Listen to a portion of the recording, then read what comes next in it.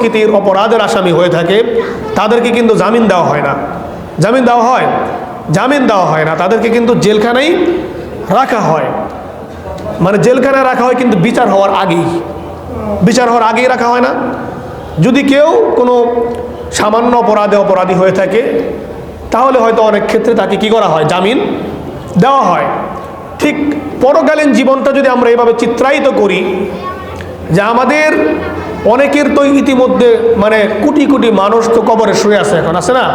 হিন্দু বলেন, খ্রিস্টান বলেন, বৌদ্ধ বলেন, সব ধর্মের মানুষই তো কবরে শুয়ে আছে না, আদম আলাইহিস সালাম থেকে নিয়ে পর্যন্ত অনেক মানুষ হবে, তার পরিসংখ্যান আমাদের জানা নাই। এখন কিয়ামত কিন্তু এখনো হয় নাই। কিয়ামত কি হয়েছে নাকি এখন পর্যন্ত? এখনো হয় নাই।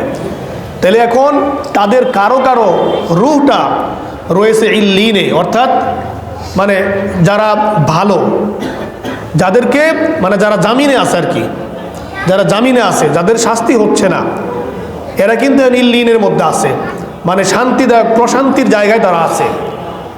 আর যারা পাপী, যারা দাগী আসামি, যাদেরকে কি করা হয় না, জামিন দেওয়া হয় না, তাদেরকে রাখা হয়েছে কোথায়? সিজ্জিনের মধ্যে, মানে জাহান্নামেরই একটা পরিবেশ সেখানে দেওয়া। আর ইল্লিন হচ্ছে জান্নাতের একটা পরিবেশ সেখানে দেওয়া। এখন এটা হচ্ছে মানে বিচার হওয়ার আগেকার শাস্তি।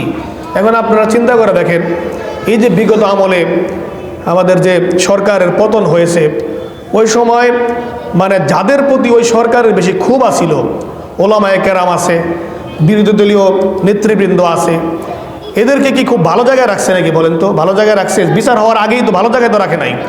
যারা বের হয়েছে অনেক আলেম ওলামা, তারা কিন্তু অনেক অভিযোগ করছে, তাদেরকে কিন্তু মানে স্বাভাবিক যে সমস্ত আসামিরা ডাকাত প্রকৃতির, খুনি, এদের সঙ্গেও কিন্তু রাখা হয়েছে, তাই না? তাহলে এখন যারা এই যে ইতিমধ্যে আমরা মৃত্যুবরণ করতেছি, এদের আমলগুলো যদি খারাপ হয়, আমলের খারাপের ধরন অনুযায়ী তো আল্লাহরও ক্ষোভটা থাকবে তাদের উপর, থাকবে না? যে ব্যক্তি যত বেশি আল্লাহর নাফরমানি করবে তার প্রতি আল্লাহর ক্ষোভটা বেশি থাকবে না? রাগটা বেশি থাকবে না? ক্রোধটা বেশি থাকবে না? গজবটা বেশি থাকবে না?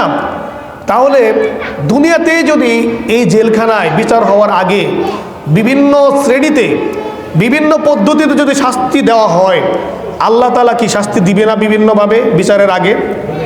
তাহলে সেই শাস্তি থেকে যদি আমরা মুক্তি পেতে চাই, সেই শাস্তি তো মানে কিয়ামত শুরু হওয়ার আগে, তারপরে কিয়ামতের পরে তো চূড়ান্ত শাস্তি হবেই। এখন আমাদের চলাফেরা, আমাদের আমল আখলাক দেখে মনে হয় জাহান্নামে যারা যাবে, অনেক আছে গ্রামের প্রবীণ মুরব্বী, নামাজ যারা পড়ে না, তারা অনেকে হাসি তামসা করে বলে যে জাহান্নামে গেলে থাকতে থাকতে অভ্যাস হয়ে যাব। কত বড় মনে করেন যে অর্বাচীন কথাবার্তা, যে থাকতে থাকতে অভ্যাস হয়ে যাব। তাহলে যারা এটা মনে করে থাকতে থাকতে অভ্যাস হয়ে যাবে, তাদের কিন্তু এখন থেকে একটা ট্রেনিং নেওয়া উচিত, প্রশিক্ষণ নেওয়া উচিত, যে প্রত্যেক দিনে একবার করে, গ্রামে তো এখনো পর্যন্ত লাকড়ির চুলায় রান্না করা হয় না, লাকড়ির চুলায় তো রান্না করা হয়, আগুন জ্বলা অবস্থায় না, আগুন যখন জ্বলে তখন তো মনে করেন যে ওখানে আমরা ভাতের পাতিল দিয়ে ভাতই রান্না করে, তরকারি রান্না করে। যারা নাকি মনে করে যে থাকতে থাকতে অভ্যাস হয়ে যাবে, কমপক্ষে বিকালবেলা যা রান্নার পরে আগুনের তাপটা যখন কম থাকে, এখন শীতের দিন, ওই সময় আধা ঘন্টা করে একটু আগুনের ভিতরে থাকা উচিত, প্রশিক্ষণ দেওয়া উচিত, তাই না? প্রশিক্ষণ দিতে দিতে 1 মাস দেওয়ার পর অভ্যাস হয় কিনা এটা বোঝা উচিত না, এটা প্রমাণ করা উচিত না? মানে যারা মনে করে যে থাকতে থাকতে শাস্তি ভোগ করতে করতে মানে স্বাভাবিক একটা অবস্থা হয়ে যাবে, তাদের কিন্তু এই বুদ্ধি আমি যারা আজকে দিলাম, এটা কিন্তু গ্রহণ করা উচিত। প্রত্যেক দিন কমপক্ষে আধা ঘন্টা করে, মানে প্রথম 10 মিনিট নিল, তারপরে যখন আরেকটু অভ্যাস ভালো হয়ে যাবে, সহ্য শক্তি বাইরে যাব, তখন 20 মিনিট থাকলো। এভাবে কি সম্ভব নাকি বলেন তো? পারবেন আপনারা? আমরা পারবো? কি বলেন?